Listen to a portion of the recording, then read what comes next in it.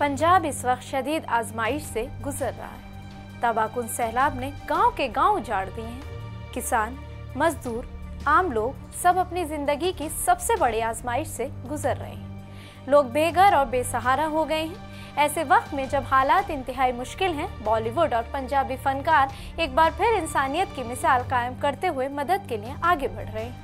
सोनू सूद जैसे अदाकार खुद वहां जाकर हालात देख रहे हैं, लोगों से मिल रहे हैं और सोशल मीडिया पर तस्वीर शेयर करके सबको बेदार भी कर रहे हैं। और अब इस फहरिस्त में एक और बड़ा नाम शामिल हो गया है, जो है दबंग स्टार सलमान खान का। आदाब, मैं हूं आपके साथ आमना फारूक और आप देख रहे हैं आवाज दी वॉइस। जी हां, सलमान खान के फाउंडेशन ने रेस्क्यू ऑपरेशन के लिए 5 कश्तियां भेजी हैं ताकि पानी में फंसे हुए लोगों को महफूज मकामात तक पहुंचाया जा सके।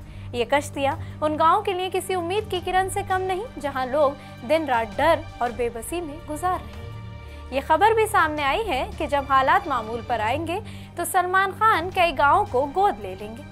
इसका मतलब ये है कि उन गाँव की बहाली, इंफ्रास्ट्रक्चर, घरों की तामीर और लोगों की सहूलियत के लिए सलमान खान की टीम बराह रास्त काम करेगी। ये कदम सिर्फ एक मदद नहीं बल्कि एक नई जिंदगी देने का अज़्म है।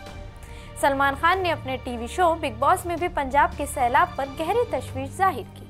उन्होंने साफ कहा कि पंजाब हमेशा दूसरों के काम आया है।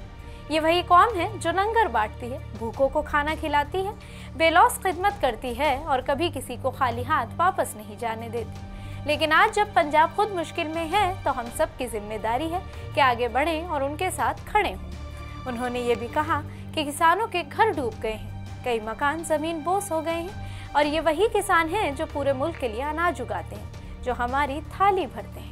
ऐसे वक्त में अगर हम खामोश रहें तो ये सिर्फ गफलत नहीं बल्कि नाइंसाफी होगी। सैलाब की तबाही आर्जी है, लेकिन इंसानियत की ताकत हमेशा बाकी रहती है। सलमान खान और सोनू सूद जैसे फनकारों ने पहल कर दी है।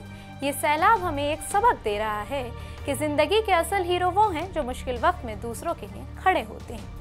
पानी सब कुछ बहा ले जा सकता है, लेकिन एक दूसरे के लिए मोहब्बत और इंसानियत कभी नहीं बहती, वो हमेशा जिंदा रहती है।